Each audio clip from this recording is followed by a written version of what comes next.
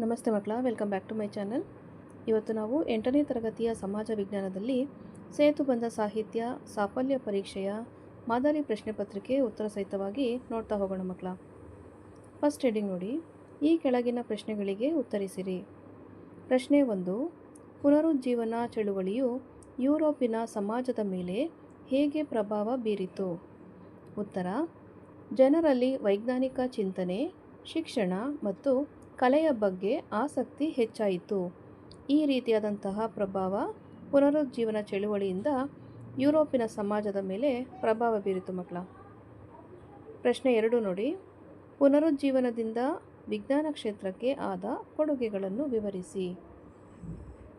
ಉತ್ತರ, ಹೊಸ ಆವಿಷ್ಕಾರಗಳು, ಸಂಶೋಧನೆಗಳು ಹಾಗೂ ವೈಯಕ್ತಿಕ ಮನೋಭಾವ ಬೆಳವಣಿಗೆ ಉಂಟಾಯಿತು.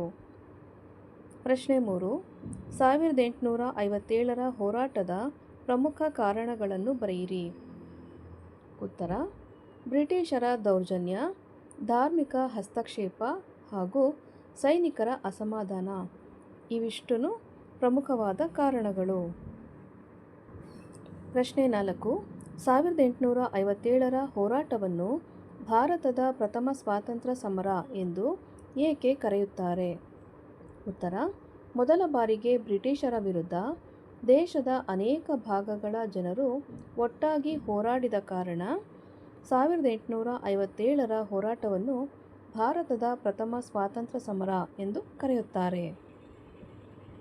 ಪ್ರಶ್ನೆ 5, ಪ್ರಧಾನಮಂತ್ರಿಯ ಪ್ರಮುಖ ಕರ್ತವ್ಯಗಳನ್ನು ವಿವರಿಸಿ. ಉತ್ತರ, ಸಚಿವ ಸಂಪುಟದ ನೇತೃತ್ವ ವಹಿಸುವುದು ಹಾಗೂ ಸರ್ಕಾರದ ಕಾರ್ಯಗಳನ್ನು ನಿರ್ವಹಿಸುವುದು.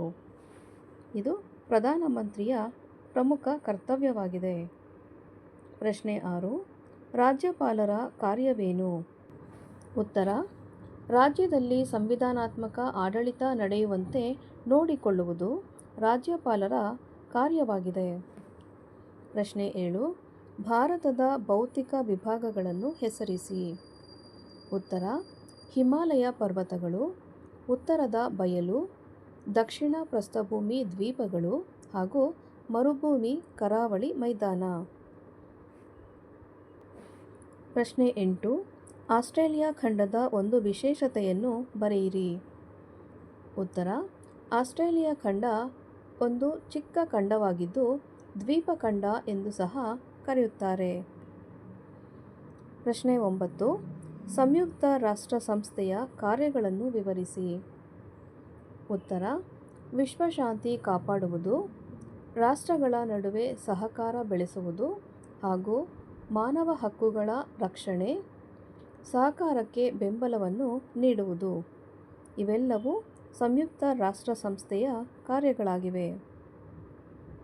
ಪ್ರಶ್ನೆ 10, ವಿಶ್ವಶಾಂತಿಗಾಗಿ ಭಾರತದ ಕೊಡುಗೆ ಏನು?